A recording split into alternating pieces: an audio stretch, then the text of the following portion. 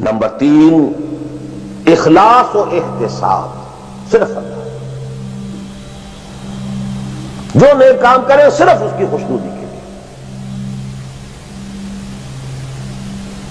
یہاں تک کہ حضور کے سامنے ایک صحابی ایسے ہی محاورے میں رواں روی میں کہہ بیٹھے ما شاء اللہ و ما شئت، جو آپ چاہیں اور اللہ چاہے۔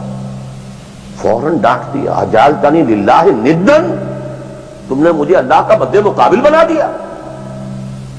مشیت صرف اس کی ہے، وما تشاءون الا ان یشاء اللہ۔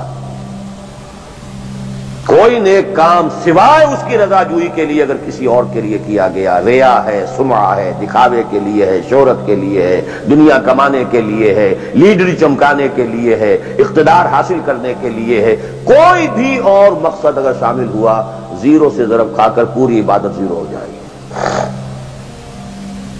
احتساب، بدلے کی توقع صرف اللہ سے۔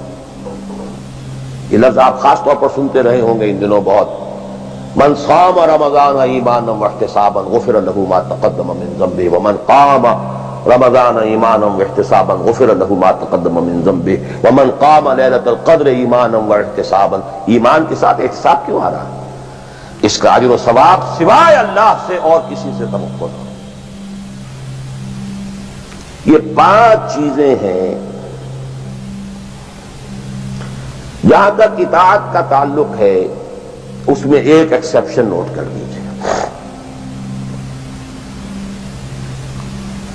کہیں کسی وقت نسیان سے، خطا سے یا جذبات کے طوفان میں آ کر کوئی غلط حرکت کر بیٹھا، لیکن فوراً توبہ کر لے، یہ مستثنیٰ ہے۔ میں نے 3 الفاظ کہے، خطا، آپ نہیں سمجھتے تھے کہ جو میں کرنے چلا ہوں یہ ڈس اوبیڈینس ہے، آپ کو پتہ ہی نہیں تھا، خطا ہو گئی۔ نسیان، بھول گئے۔ ایک وقت ایسا ہے کہ آدمی کے اوپر غفلت کا ایک پردہ پڑ جاتا ہے۔ حضور خود فرماتے ہیں انہ لیغان علی قلبی وانی لاستغفر اللہ فی کل یوم 70 مرہ، میرے دل پر بھی کبھی کبھی حجاب سا آ جاتا ہے، میں روزانہ 70 مرتبہ استغفار کرتا ہو جاتا۔ تو ہم اپنے حجابات پر حضور کے حجاب کو قیاس نہیں کر سکتے، چہ نسبت خاک رابع عالم پاک، وہ کوئی اور شے ہے، یہ کوئی اور شے ہے، لیکن یہ کہ باہر پردہ تو پڑتا ہے، اس میں کوئی غلط حرکت سرزد ہو گئی۔ یا نمبر 3 جذبات کا کوئی ہیجان تھا جس نے کہ اوور پاور کر دیا، انسان کی قوت ارادی کو معطل کر دیا، کوئی غلط حرکت سرزد ہو گئی،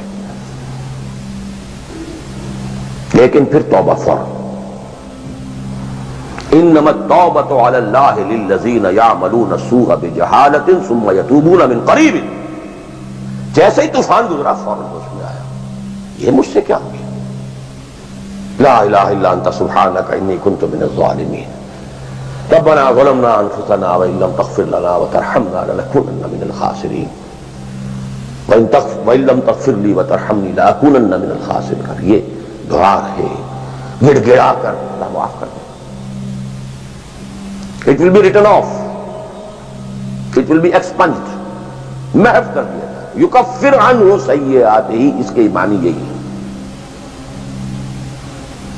ہاں اس کے برعکس اگر ایک گناہ بھی جان بوجھ کر مستقلاً کرتے رہے، ایک، باقی ساری 99% عبادت ہو رہی ہے، ایک حرام شے کو اپنے لیے حلال ٹھہرا لیا، شعوری طور پر، ارادی طور پر، مداومت کے ساتھ اس کے اوپر ڈیرے جما لیے، وہ ایک گناہ جو ہے وہ پوری عبادت کو زیرو سے ضرب دے کر زیرو کر دے گا، اور خلود فی النار، آگ میں ہمیشہ رہنے کی وعید۔ بلا من کسب سیئۃ واحاطت بہ خطیئتہ فاولئک اصحاب النار هم فیہا خالدون۔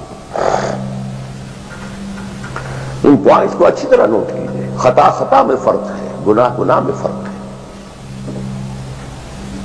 ایک گناہ غیر شعوری طور پر ہو گیا، خطا سے ہو گیا، نسیان سے ہو گیا، وقتی طوفان جذبات کا، کسی ایسی محفل میں تھے، مجلس میں تھے، کھو گئے، غلطی ہو گئی، فوراً متنبہ ہو گئے، فوراً۔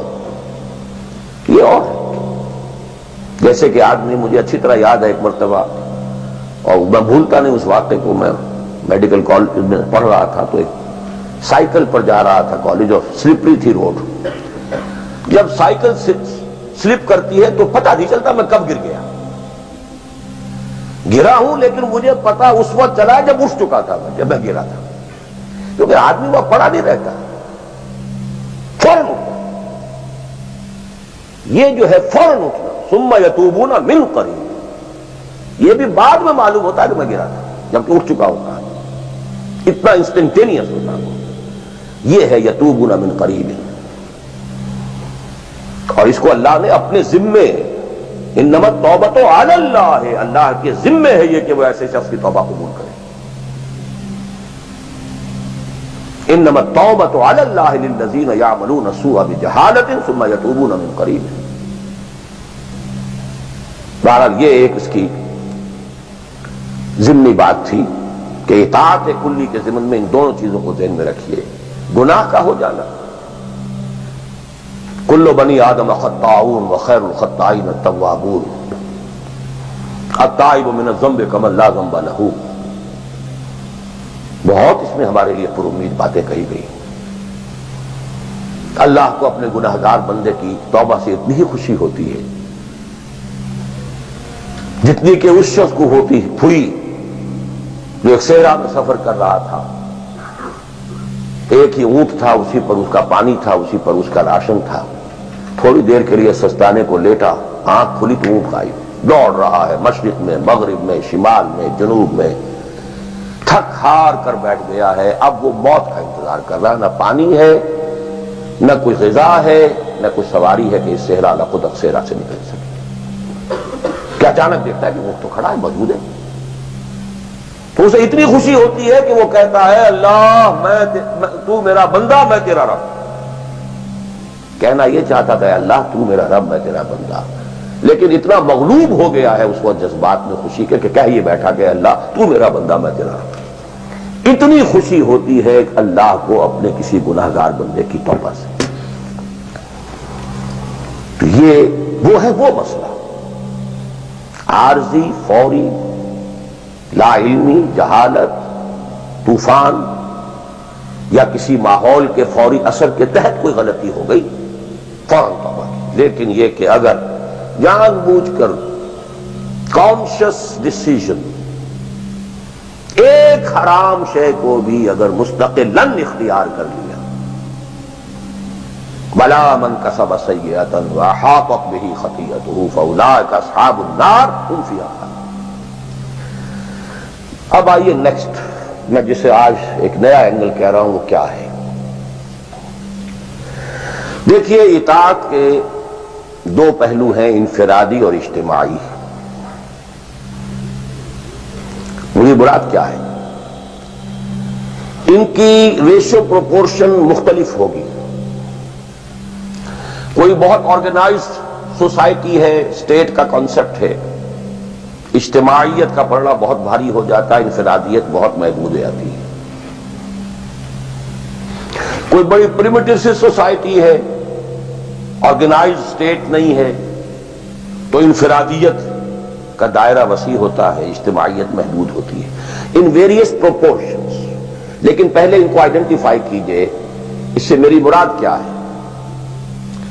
ایک وہ اللہ کی اطاعت ہے کہ جو ایک انسان کے اپنے بس میں ہے وہ کر سکتا ہے. چاہے بھوک آ جائے، فاقہ آ جائے، نقصان ہو جائے، جان کا اندیشہ ہو جائے، یہ کر سکتا ہے. ایک وہ اطاعت ہے جو کسی صورت کر ہی نہیں سکتا جب تک کہ اجتماعی ماحول نہ بدلے. کتنا ہی سنسیئر ہو، کتنا ہی نیک ہو، کتنا ہی فیصلہ کر لے، کر ہی نہیں سکتا. وہ اس کے ہاتھ میں ہے ہی نہیں.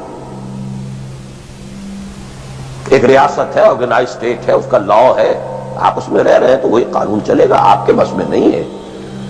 آپ کا بیٹا فرض کیجئے خدا نہ خواستہ زنا کرے تو آپ سے رجم نہیں کر سکتے، چاہے آپ کا بیٹا ہے. You have no power, no authority. آپ کا اپنا بیٹا اپنی بیٹی چوری کر لے، آپ ہاتھ نہیں کاٹ سکتے. مجھے یاد آ رہا ہے لو ان فاطمہ بنت محمد سرقت، بالفرض ہی کہہ رہا ہوں نا میں بھی، مفروضے کے طور پر آپ نہیں ہاتھ کاٹ سکتے۔ ایک معاشرہ ہے جس کے اندر پوری معیشت جو ہے سود کے اوپر ہے، آپ سانس بھی نہیں لے سکتے کہ جو سود سے خالی ہو، امپاسبل۔ ایک سٹیٹ ہے، آپ اس کے سٹیزن ہیں، آپ اس کے کانسٹیٹیوشن کے لائل ہیں، فیتھفل ہیں۔ تو جیسا کہ میں نے کہا تھا آرگنائز سوسائٹی سٹیٹ میں یہ دائرہ بہت بڑھ جاتا ہے۔ ٹرائبل ہے وہاں یہ کہ انفرادیت کا کافی دائرہ ہوتا ہے، قانون کم سے کم ہوتے ہیں، نظم کم سے کم ہوتا ہے، سسٹم جو ہے اس کی گرفت کم سے کم ہوتی ہے۔ اب دیکھیے دو حیثیتیں دنیا میں ممکن ہیں، ایک انتہائی خوش بختی کی، انتہائی خوش قسمتی کی کہ ایک انسان ایک ایسے ماحول میں پیدا ہو گیا ہے یا وہ ہجرت کر کے ایسے ماحول میں چلا گیا ہے جہاں ٹوٹل دین غالب ہے، دین قائم، نظام ہے دین کا، حکومت ہے اللہ کی، وہاں جا کر انسان کتنا how at ease he will feel،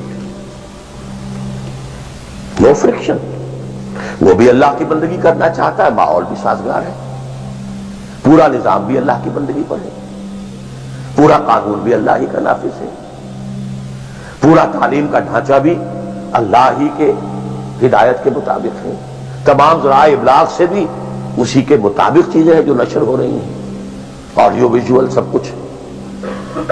انتہائی خوش قسمت، موسٹ فارچونیٹ کہ ایک انسان ایسے ماحول میں، لیکن فرض کیجئے کہ وہ ایسے ماحول میں ہے جہاں اللہ کا دین غالب نہیں، بہت محدود سا حصہ ہے جس میں وہ اللہ کا حکم مان سکتا ہے، نماز وہ پڑھ سکتا ہے، روزہ رکھ سکتا ہے، کوئی نہیں روکتا۔ اسرائیل میں بھی جا کے پڑھ لیجئے نماز اور روزہ،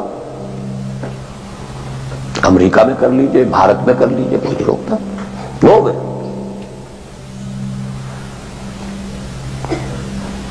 لیکن باقی ویرینگ ڈگریز میں ہوگا یہ کہ زندگی کا 75%، 80%، 50%، 60% وہ باطل کے قبضے میں ہے، تو وہ بھی تو 50%، 60% کافر ہے۔ He's a part and parcel of that environment, of that system۔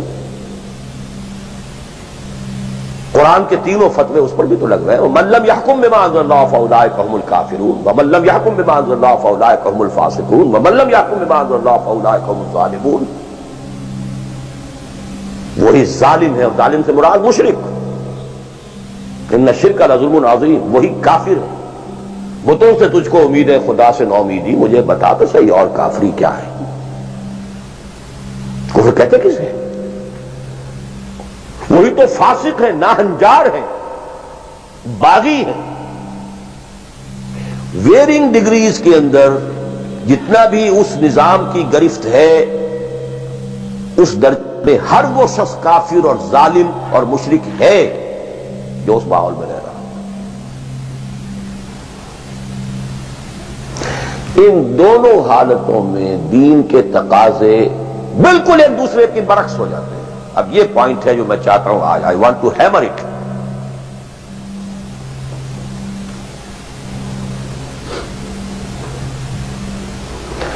اگر آپ خلافت راشدہ کے دوران پیدا ہو گئے ہوتے، موسٹ فارچونیٹ، موسٹ ایزی، دین قائم ہے، اللہ کے احکام جاری ہے، سارا نظام وہی ہے، دی ہول اسٹیٹ کرافٹ وہ اسلام کی بنیاد پر کام کر رہا ہے، آپ ایک سٹیزن ہیں، آپ کے لیے تقرب بالنوافل کے درجے کھلے ہوئے، فرض تو پورے ہیں یہاں، نفل نماز پڑھیے، نفل علم حاصل کیجئے، نفل روزے رکھتے چلے جائیے، نفلی چلے کیجئے، جو چاہیے تقرب بالنوافل، اور اس تقرب بالنوافل کا درجہ یہاں تک اونچا ہو سکتا ہے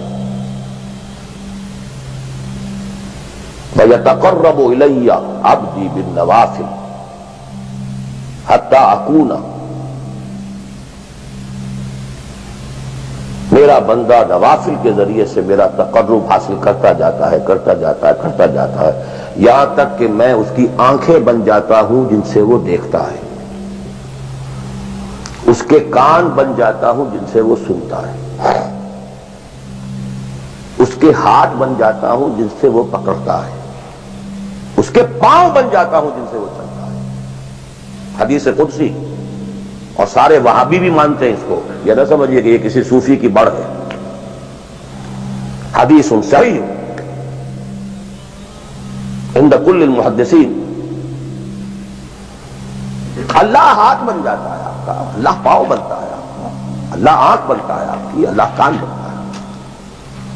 یہ بہت اونچی بات ہے، بہت اونچی بات ہے، بہت اونچی بات ہے، لیکن یہ تقرب بالنوافل کا درجہ کہاں آئے گا؟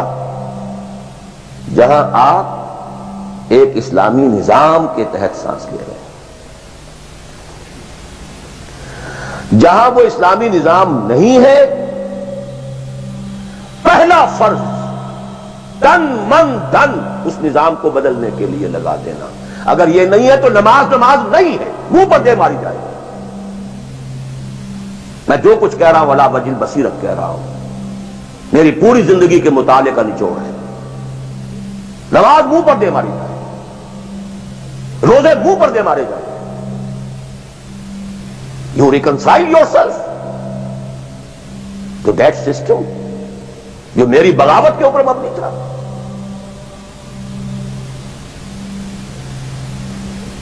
پہلا فرض یہ تن من دھن، you cannot reconcile with that system, you cannot accept that system۔ اس میں اپنے آپ کو اکوموڈیٹ کرنا، اس میں اچھے کیریئر تلاش کرنا، اس میں اچھی جائیداد بنانا، اس میں پیسہ جمع کرنا، اس میں اچھی سے اچھی بچوں کو ایجوکیشن تاکہ بہتر سے بہتر زندگی وہ بھی گزار سکیں، سب کا سب حرام، مطلقاً حرام۔ پہلا کام یہ ہے اپنی جان، اپنا مال، اپنا تن، اپنا دن سب اللہ کے دین کے لیے خرچ کرو۔ سب سسٹمز لیول کے اوپر صرف جان کو باقی رکھنے کے لیے جو ناگزیر ہے، that is allowed, nothing more. This is the point, crucial point۔ اب ہمارے سامنے حدیثیں ہوتی ہیں اور وہ سارے فضائل کی کتابیں ہیں اور یہ ہیں جن کا تعلق اس ماحول سے تھا جبکہ دین قائم ہو چکا تھا،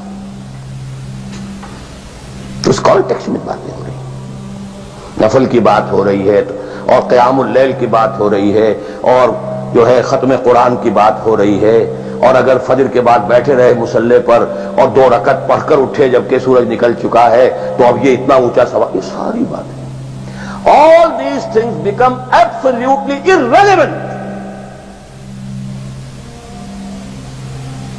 The deciding factor is دین غالب ہے، ٹھیک ہے، چلو نوافل کی طرف، قرات کی طرف چلو، جتنا آگے سے آگے یتقرب الی العبد بالنوافل،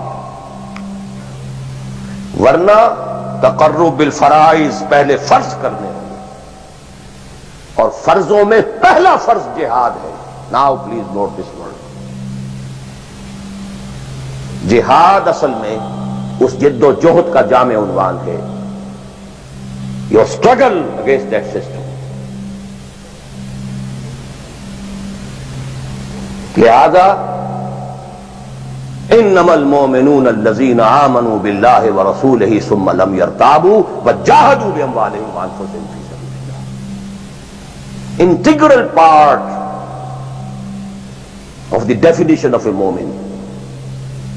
اگر زندگی اس سے خالی ہے یا اتنی ہے، بس جتنی ہو جائے نفل کے درجے میں، اصل وقت اصل دھارا بہ رہا ہے دنیا کی طرف، دنیا کے حصول کے لیے، جتنا پھیل سکیں، جتنا پھل سکیں، جتنا پھول سکیں، جتنی جڑیں گہری جما سکیں، جتنا کچھ اولاد کے لیے چھوڑ کر بڑھ سکیں، جتنا اولاد کو زیادہ سے زیادہ دنیا کی سہولتیں دینے حاصل کرنے کے قابل بنا کر جا سکیں، ساری تو توانائیاں اور ساری قوتیں اور ساری صلاحیتیں اور سارے اوقات تو کپے ہوئے اس میں۔ اچھا آپ کو تھوڑا سا دین کا کام بھی، آخر دھوکہ تو اپنے آپ کو دینا ہی ہے نا۔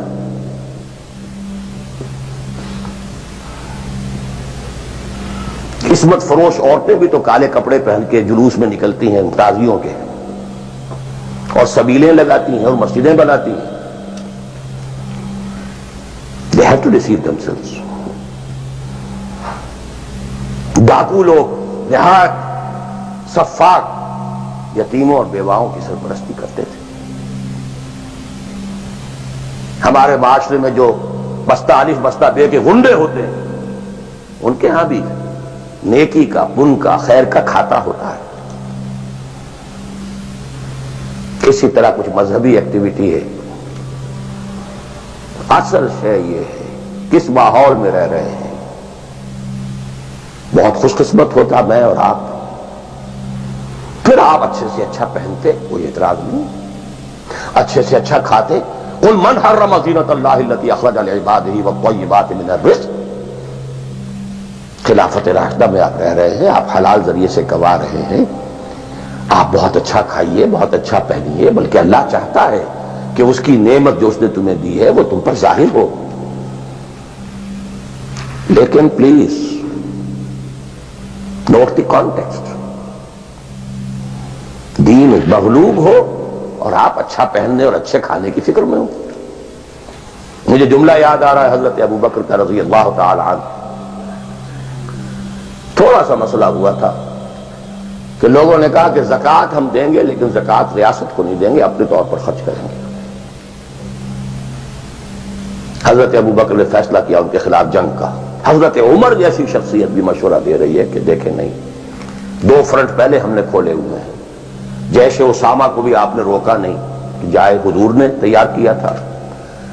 پھر جو مرتدی ہو گئے، کسی اور کو نبی مان لیا، ان کے خلاف تو جنگ کرنی ہی کرنی ہے، لیکن یہ تو صرف نماز بھی پڑھ رہے ہیں اور یہ زکوٰۃ کا بھی انکار نہیں کر رہے، صرف ہمیں نہیں دے رہے ہیں، تو ان کے ساتھ ذرا مصلحت کا تقاضا یہ ہے کہ کچھ نرمی کی جائے۔ ان کے بڑے پیارے الفاظ تھے، ایبدل الدین وانا حی، کیا دین میں تغیر کیا جائے گا جبکہ ابھی میں زندہ ہوں؟ خدا کی قسم اگر یہ حضور کے زمانے میں زکوٰۃ کے اونٹوں کے ساتھ ان کے باندھنے والی رسی بھی دیتے تھے، اور اب اگر یہ کہیں گے کہ اونٹ لے جاؤ رسی نہیں دیں گے، تب بھی میں قتال کروں گا، اور خدا کی قسم کوئی میرا ساتھ نہیں دے گا تو میں اکیلا جاؤں گا۔ اور اے عمر تمہیں کیا ہو گیا؟ تم جاہلیت میں تو بڑے سخت تھے، اسلام میں آ کر تم نرم ہو گئے ہو۔ یہ ڈانٹ ابو بکر پلا رہے ہیں عمر کو رضی اللہ تعالی عنہ۔ تو اچھی طرح جان لیجیے، اب میں نہیں کہہ سکتا کہ میں کس طریقے سے اس کو بیان کروں، کیسے ٹھوک ٹھوک کر آپ کے ذہنوں میں اتار دوں۔ یہ ہے اصل شے، دین کا سارا سٹرکچر ہی بالکل ریورس ہو جاتا، the whole value structure absolutely changes. دین غالب ہے تو وہ ساری باتیں ہیں جو ہم نے خوب یاد کی ہوئی ہیں۔ آج حقوق والدین بھی تو ہے نا، آخر بچوں کے حقوق بھی تو ہے نا۔ یہ حقوق والدین جو ہے ان مہاجرین کو یاد نہیں آئے جو اپنے ماں باپ کو چھوڑ کر مدینے پہنچ گئے تھے۔ یہ اولاد کے حقوق انہیں یاد نہیں آئے، بیویوں کے حقوق یاد نہیں آئے۔ وہ تو فینیٹسٹ تھے نا، پاگل تھے نا۔ مدینے کے منافقین نے انہیں سفہاء کہا تھا، بے وقوف لوگ ہیں یہ۔ انؤمن کما آمن السفہاء، these fools, these fanatics۔ یہ ساری حدیثیں آپ کو یاد ہیں۔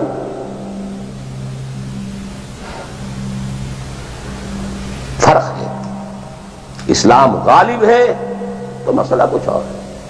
اچھا کھائیں، اچھا پہنیں، نوافل ہے، نوافل پر نوافل ہے، جتنی ترقی کیجئے، دنیا میں کرنا چاہیں دنیا میں کیجئے، روحانی ترقی کرنا چاہیں روحانی ترقی کیجئے، سارے میدان کھلے۔ علم میں، پروفیشن میں، کسی خاص فن میں ترقی کرنا چاہے کیجئے۔ دین غالب نہیں ہے، اور آپ خود 50%, 60%, 70%, 90% کافر ہیں، اس لیے کہ اس ماحول کا جز ہے جس میں کفر کا نظام ہے۔ تو پہلا کام تو اپنے آپ کو اس کفر سے نجات دلانا ہوگا، پھر نماز بھی اسی کے لیے ہے۔ وَاسْتَعِينُوا بِالصَّبْرِ وَالصَّلَاةِ، مدد حاصل کرو نماز سے۔ کس کام کے لیے مدد حاصل کرو؟ The mission to make the deen of Allah supreme، ان اقیموا الدین۔ نماز اس کے لیے سبسروینٹ ہے، اس کے لیے مدد ہے۔ روزہ اسی کے لیے جنگ کرنے کی صلاحیت پیدا کرنے کے لیے ہے۔ اس لیے 23ویں رکوع میں سورہ بقرہ کے روزے اور رمضان کے احکام ہے، 24ویں رکوع میں قتال شروع ہو گیا۔ قاتلوا فی سبیل اللہ الذین یقاتلونکم۔ اور عرب جو ہے وہ روزہ رکھواتے ہی صرف گھوڑوں کو تھے، خود تو رکھتے ہی نہیں تھے، کیونکہ گھوڑے کو استعمال کرتے تھے لوٹ مار میں، غارت گری میں، جنگوں میں۔ اور گھوڑا ہے نرم نازک مزاج جانور، پیاس برداشت نہیں کر سکتا، بھوک برداشت نہیں کر سکتا، اونٹ تو کر جاتا ہے، چاہیے تھا انہیں گھوڑا، لہذا گھوڑے کو عادی بناتے تھے دھوپ کا، پیاس کا، بھوک کا، تاکہ ایسا نہ ہو کہ اہم مارکے کا وقت اور گھوڑے صاحب جواب دیے بیٹھے تو سوار کیا کرے گا؟ تو ساما یسومو عربی زبان میں گھوڑے کے لیے تھا، انسانوں کے لیے تھا ہی نہیں۔ یہ تو مدینے میں آنے کے بعد پھر حضور نے یہودیوں کو دیکھا کہ روزہ رکھتے ہیں، تو آپ نے بھی مسلمانوں سے کہا عاشورہ کا روزہ ہے وغیرہ وغیرہ، چھوڑ دیجیے اس بات کو، لمبی ہو جائے گی۔ یہ ساری چیزیں اصل میں ہیں اس مقصد کے